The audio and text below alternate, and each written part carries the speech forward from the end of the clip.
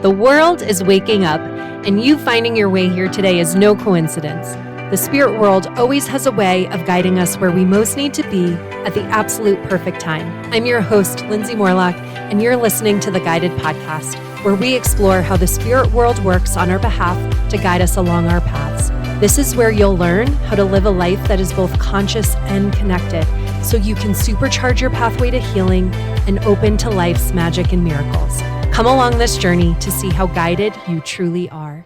Hi, everyone. Welcome back to this week's episode of the Guided Podcast. I'm your host, Lindsay Morlock, and I'm going to start today's episode with a question. Have you ever told yourself that you have a motivation problem when in reality, what you unknowingly have is an energetic containment problem? This is something I've been reflecting on lately, especially now that I wake up every single day with this fire in my belly. I'm excited to get out of bed, to begin my day, to create. But when I think back to my life in Arizona, I couldn't have felt more disconnected from that feeling. Ever since moving back to New Jersey, even if this is just a temporary stop along the way, the contrast between how I felt in Arizona and how I feel now has been undeniable. When I was living in Arizona, I kept repeating the same phrase to myself over and over. I feel like I'm living a life that's not my own. And by the time the relationship rupture I've been referencing in previous episodes happened, I also found myself silently wondering, why do I always feel like I'm being held down under someone else's thumb? But I couldn't help but feel this energy of being contained, of being held down. At the time, I was living with my mentor, helping care for the household, the animals, running errands, and interestingly, watching her live this deeply purposeful life of her own. She was so in love with her mission, so lit up by her volunteer work. And it was wild to witness that, to be in the presence of someone who woke up every day on fire for what they were doing, while I was waking up feeling like I couldn't find my spark at all.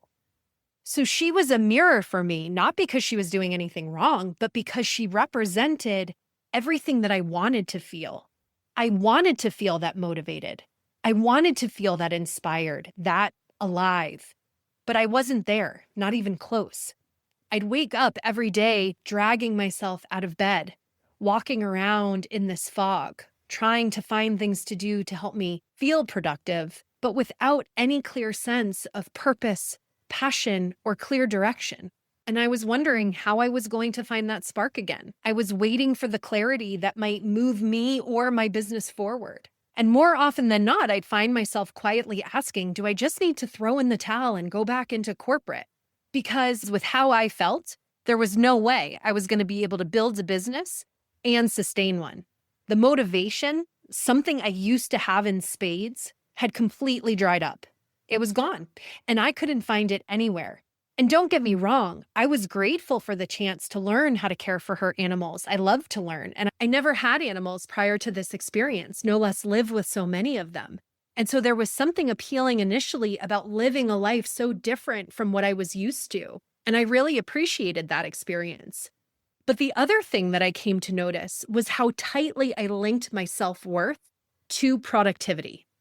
And without a clear connection to my own mission, because I felt like I was floundering, I started overfunctioning wherever I could. In chasing productivity, I was actually chasing a feeling. I was chasing my worthiness. So sometimes that meant going above and beyond to keep the household running smoothly, yard work, animal care, errands, whatever was needed. I filled every crack I could find because it made me feel useful. And for a while, that helped me to cope. It gave me something to hold on to. But eventually I hit burnout, not just from all the doing, not just because I was chasing the wrong thing, but because I was pouring into a one-way dynamic that wasn't pouring back into me. And in that disconnection, I became unmotivated, directionless, empty. I was pouring my time, my energy, and my resources into someone else, into their purpose, into their passion, into their home, their work, and simultaneously, I was losing myself by the day. And eventually, in noticing this, I knew I had to start reaching for something else that could bring me back to life. So I actually had this moment of begging for Spirit to help me. And this is when things slowly started to change because Spirit initially nudged me to start taking art lessons. Now, let me be clear. In the past, I was not someone who would even let myself explore hobbies or do something creatively just for fun. And Spirit, very much knowing this about me, gave me an assignment. They said, "You're going to create an oracle deck and you're going to paint the front of each of the cards." And so, in one regard, I was thinking, finally, Spirit's offering me some clear direction about my business. And yet, I also was somewhat rolling my eyes because I thought Spirit was crazy. I'm not an artist. I cannot draw. I cannot paint unless it's paint by number. But I knew someone in one of my networking circles who offered art lessons. And when I reached out and explained the vision, she was all in. She was excited to support me in this creation. So every week I'd go sit with her for a couple of hours. She was about my age. And we had these easy conversations, and it made me feel less lonely to be with someone weekly who actually wanted to connect deeply with me. And while we were connecting, we also painted these oracle cards. Each week I got to go to her studio with a piece of inspiration or an idea about a card and what I wanted to create. And with her help, I actually started creating things that I was proud of. Real art. I was shocked. She was a great teacher. And something in me started to soften. The structure, the flow, the feminine creative energy, it started to wake me up. I started feeling excited again, more present, more me. And I'd leave those sessions with new life force energy moving through me. I started to feel proud of what we were creating together. And the connection and the creativity were literally bringing me back to life. Then, little by little, other threads started coming online. I named something that I hadn't admitted to myself before, that while I had no desire to go back into the corporate world, I did have real gifts in that work, especially around strategic thinking and leading teams through transitions. And there was a part of me that missed using my brain in that way, especially in this phase of life. So I had a conversation with Spirit about calling in some part-time project work. One day I sat down in a local cafe and mapped out my ideal boss and my ideal role. And wouldn't you know, it only took 1 week of getting clear before the exact opportunity I wanted showed up. And I was invited to support a company through a leadership transition. And that project lit me up. It reminded me that I don't have to choose between being a spiritual entrepreneur and being a strategic thinker or a strategic leader. I don't have to put myself in a box. I just get to be all of me. I get to take all of the things that light me up and let go of the rest. And this was the moment I started to realize I had been putting myself in these boxes, in these cages, and I needed to stop doing that. I learned that I could stay connected to all parts of me that wanted to be seen. So between that project and the art, something inside me started to shift in a really big way. The fire started coming back. Ideas were coming in with abundance. Energy was starting to flow within me again. And that's when I realized I was going to have to pull back some of the energy I was giving to the home. Because the truth was, aside from caring for my own animal, the rest of the animal care wasn't mine to manage. They weren't my animals. And while I did enjoy caring for them, it wasn't part of the original agreement for being in the home. And I realized that I couldn't keep offering myself at the same level to the household, to the animal care, and to my mentor, and still show up for me. I needed to recenter. I needed to get clear within myself, and I needed to really start asking myself regularly, what truly feels like a yes for me and what feels like a no. But I was worried about adjusting my boundaries. There was guilt starting to surface as I started to choose myself. Because as I've learned, when you're used to abandoning yourself to orbit around others, you will feel guilty when you start to choose yourself. And that guilt isn't a sign that you're doing something wrong. It's simply an indicator of how much you've sacrificed yourself to support others. But I also feared that I had set a precedent that I couldn't undo. I wondered how putting an end to my overfunctioning would impact our relationship dynamic. And I also worried that my new boundaries, the ones I needed to set, weren't even going to be strong enough for what I needed to do to recenter. But I knew that I needed to reclaim my time and my own energy in a way that was supporting me, my goals, and my purpose. And I knew I needed energetic space to do that, to disentangle my energy from hers. And as you've heard in previous episodes, when I finally started to set good boundaries for me, the relationship moved into deeper and deeper rupture. What I've come to learn is that this is exactly what happens in dynamics like these. When people benefit from your self-abandonment, the moment you stop betraying yourself, the other person tends to start feeling abandoned. But the truth is, anyone who feels betrayed by your self-honoring choice is simply someone who needed you to abandon yourself in order for the relationship to work. And that felt like the truth of this relationship. The more I made good choices in support of me, the more rifts in the relationship dynamic started happening. And this is what eventually led me to move out of the house. And once I moved out, I noticed how fast my energy started to shift. I started coming back to life quickly. I lost weight, not through restriction, but because I wasn't holding the energetic weight of self-protection anymore. I moved more. I hiked more. I spent more time with my dog. I got to create my schedule around my rhythm, around how I wanted to spend my time. I got to see what life felt like, just us, and I loved it. Then I decided to pursue guitar lessons, not even to be good at it, just to play, just to try a new hobby, just to shut off my mind and let something else take over. And slowly, the combination of all these micro decisions allowed everything to start to sync up again. And then eventually, that led me to decide to take a 3-week cross-country road trip back to New Jersey for the holidays. I had a loose plan, just me and my girl Hopi, and the sense of adventure and exploration and spontaneity in this trip, it just brought new life into my energetic field. I was surrounded by beauty. I was inspired by the journey and the things that I was seeing and the places that I was exploring. I was crossing items off my bucket list, and I was totally reinvigorated by the energy of the new places and the different aspects of culture that I was reconnected to again.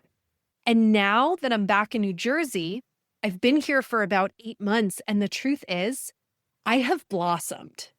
My creativity, my business, my mission, it is all moving. I wake up every single day with this deep sense of clarity and joy. I know where I'm going, short-term and long-term, but more than that, I love what I'm building. I love getting to podcast. I love pouring myself into Substack. I love that I get to bring this You Matter program to life.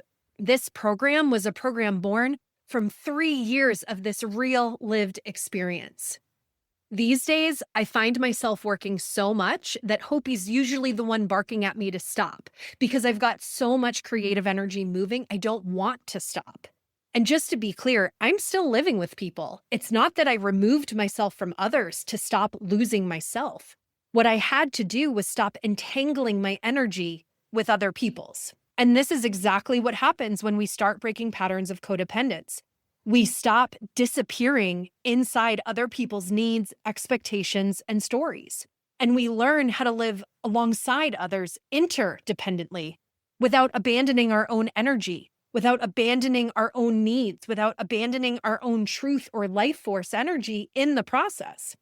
So that's what these last 3 years were for me. They were a becoming, a sacred unraveling that helped me to remember who I really am. But recently, I found myself feeling the depth of the contrast between the life I was living then versus now. And so I wanted to ask Spirit some deeper questions. Why did everything feel so heavy and unclear in Arizona, and it feels so light and clear and invigorating now? Because it's not like my roommate controlled my every move. I was making my own decisions, but there was something subtle. I constantly felt like I was walking on eggshells. I never fully felt at home. I felt like I was living in someone else's life, not my own. And even though it was never overt, I felt myself shrinking, dimming, shape-shifting to stay safe, contorting myself to meet what felt like unspoken expectations. I forced myself to move in accordance with someone else's rhythm, not my own. So, in inquiring about all of this, Spirit said, you didn't have a motivation problem. You had an energetic containment problem. And some of you might know this term more accurately as enmeshment. So I was enmeshed with my roommate because the truth is, I didn't realize how unfree I felt in that house until I left. I didn't realize how much energy was being spent tiptoeing around her life, or how often I felt like I was making myself smaller under the guise of trying to be a good roommate, or how much of my life force energy was being leashed, rerouted, or muted until I finally tasted the freedom. And now that contrast is blinding. Back then, I kept telling myself that I just couldn't follow through, that I lacked discipline. But now I know it wasn't that I was lazy or unmotivated. I was contained. I was entangled in someone else's story, someone else's rhythm, someone else's expectations. I was shape-shifting around someone else's energetic field and contorting myself within that to stay safe. And in that, I learned that I really felt like I was in a cage. I didn't feel free to move in the way I wanted to move. I didn't feel free to be fully me. I didn't feel free to have needs or to take up space. And I want to be really clear here. This is not about blame. This is about responsibility. My responsibility. I chose to stay in those conditions. I chose to abandon myself. I tolerated what didn't feel aligned. That's my responsibility. I just didn't see it until I did. And I want to be clear about something else here too, because I think most people can relate to this. The dynamics I've named here weren't all bad. We don't stay in relationships that are purely dysfunctional. We stay because they're a blend of what is beautiful and what is challenging. And that's what makes it so complicated. That's what keeps us shape-shifting and contorting and shrinking, because we're trying to preserve the good while ignoring the harm. And we're trying to hold on to the connection even when the cost becomes our own self-abandonment. And often the real rupture isn't even with just the other person.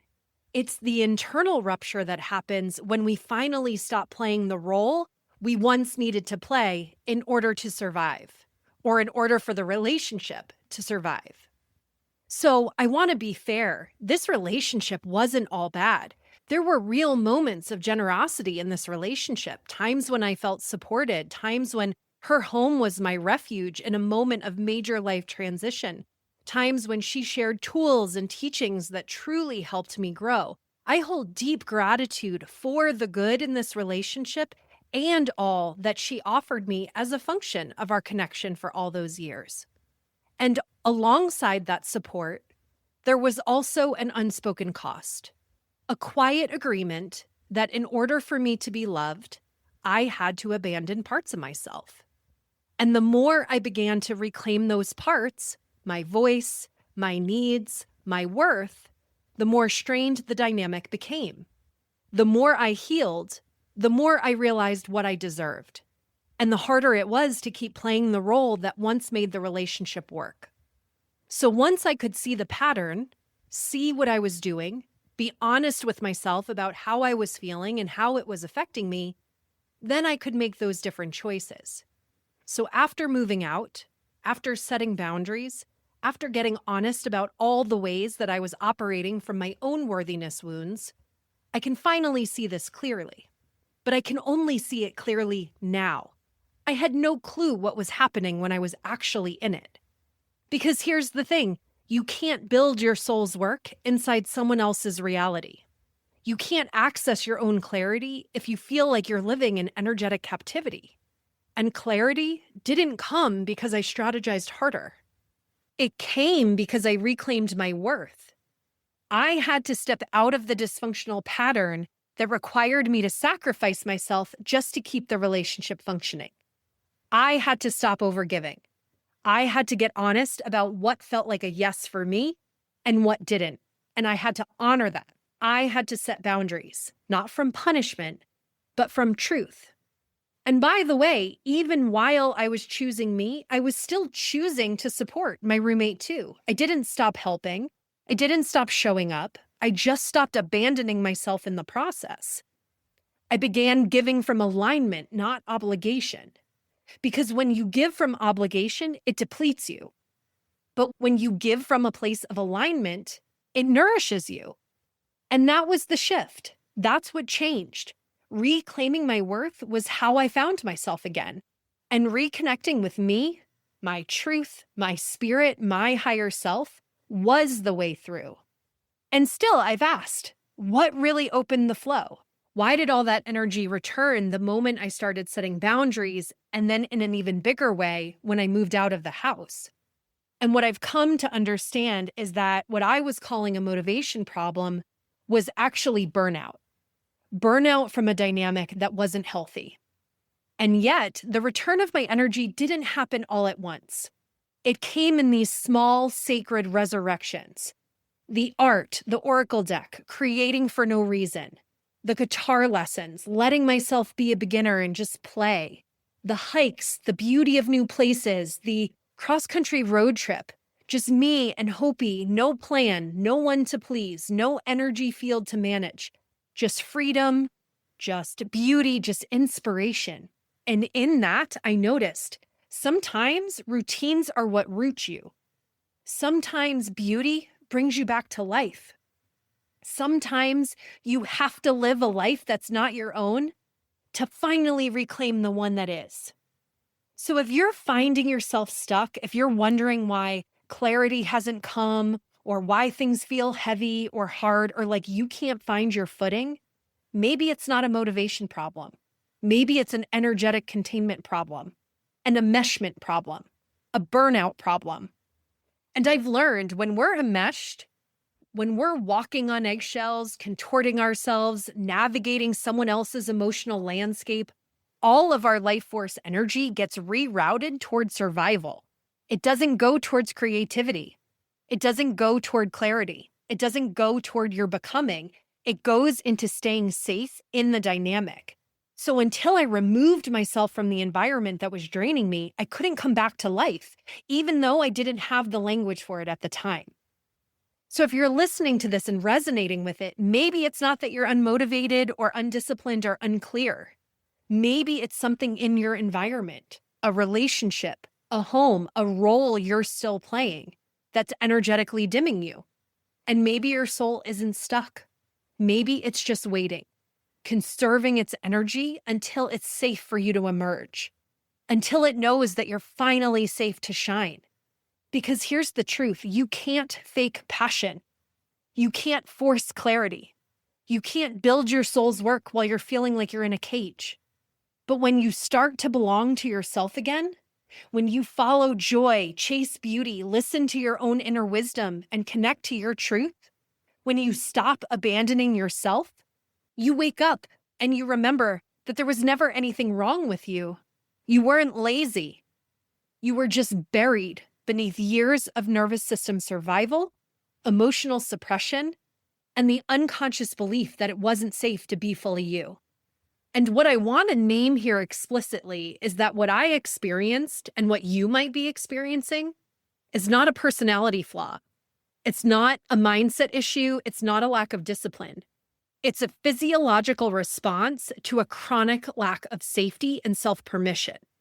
It's what happens when your nervous system goes into freeze and when your life force slows itself down in order to keep you emotionally safe.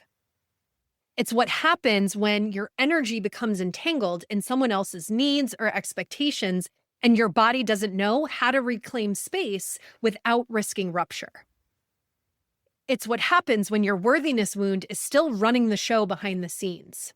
And if you're wondering what worthiness wound might be quietly driving your burnout or people-pleasing or creative stuckness, I actually created a free quiz to help you identify that pattern. And you can find that link in the show notes because the moment we see the wound clearly is the moment we get to reclaim our power. And next week, we're going to dive even deeper into this concept and we're going to unpack what energetic containment really looks like, how the nervous system freeze mimics a lack of motivation, and why creativity and play are not frivolous, they're actually nervous system medicine, and what it actually means to move from soul suppression into soul expression. Because this isn't just about clarity, this is about reclaiming your vitality, reclaiming your aliveness, reclaiming the life that was always meant to be yours, the one that's been waiting for you all along, under the silence, under the shame, under the survival. And we're going to get into that together next week. Until next time, bye for now. Thank you so much for listening to the Guided Podcast. If you enjoyed this episode, I would be so grateful if you would share it with a friend or even leave me a review so we can ensure that it makes its way into the ears of listeners who need to hear these messages most. Until next time, may you remember how guided you truly are.